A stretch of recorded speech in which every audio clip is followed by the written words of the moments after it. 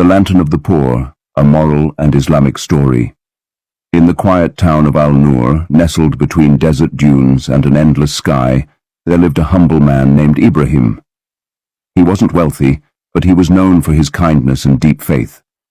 His small home was a refuge for those in need, and his warm smile often comforted those burdened by life's struggles. Every evening he would light a lantern and place it at the window, a guiding light for anyone lost in the darkness of the desert. One evening, as the stars shimmered like scattered pearls, Ibrahim heard a faint knock at his door. He opened it to find a young boy, shivering and covered in dust. The boy's face was pale, his eyes wide with hunger and fear. Ibrahim gently ushered him inside. "What is your name, my son?" Ibrahim asked, offering him a bowl of warm soup. The boy hesitated, his voice trembling. "Yousuf. I am a traveler, seeking shelter. My family, they are gone." Ibrahim's heart ached as he listened to the boy's story. Yousuf had lost his parents in a raid on their village. Left with nothing, he had wandered aimlessly, hoping to find safety. Ibrahim placed a comforting hand on Yousuf's shoulder. "Do not worry, Yousuf. This house is now your home. Allah tests us in many ways, but He also guides us to those who can help us. You are safe here." For weeks, Yousuf stayed with Ibrahim, learning the routines of the simple but fulfilling life his host led. Ibrahim would wake up before dawn, pray Fajr, and then head to the marketplace where he sold handmade clay pots. Despite earning just enough to cover his needs, Ibrahim never failed to share whatever he had. One day, Yousuf noticed something peculiar. A wealthy merchant named Zaid often passed by Ibrahim's stall, but never spared him a glance. Zaid was known for his arrogance, often flaunting his riches and looking down on the poor.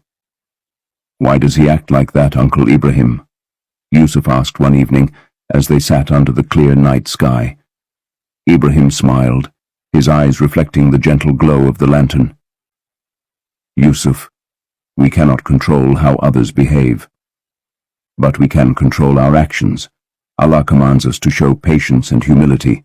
Wealth is not measured by gold or silver, but by the contentment of the heart." A few days later, an unexpected event shook the town. A fierce sandstorm swept through Al-Nur, leaving destruction in its wake. Among those who suffered the most was Zaid, the wealthy merchant. His grand mansion was reduced to rubble, and his riches were scattered like dust. Suddenly he found himself penniless, wandering the streets with nothing but his torn clothes. While most people ignored him, Ibrahim approached Zaid and invited him into his modest home. Yousuf was surprised. "But uncle, he has never been kind to you. Why would you help him?" Ibrahim's voice was calm but firm. "Yousuf, Prophet Muhammad, peace be upon him, taught us that true believers are like one body. If one part is in pain, the whole body feels it. Zaid may have been arrogant, but he is our brother in faith. Helping him is our duty." Zaid, humbled by his fall from grace and moved by Ibrahim's compassion, broke down in tears. "Ibrahim, I was blind with pride. I looked down on you and others, forgetting that everything I had was a blessing from Allah. You have taught me the true meaning of wealth." From that day forward, Zaid transformed into a generous and kind-hearted man. He began helping the poor and rebuilding the town alongside Ibrahim and Yousuf. The lantern in Ibrahim's window became a symbol of hope, reminding everyone that no matter how dark the night, kindness and faith could guide them home.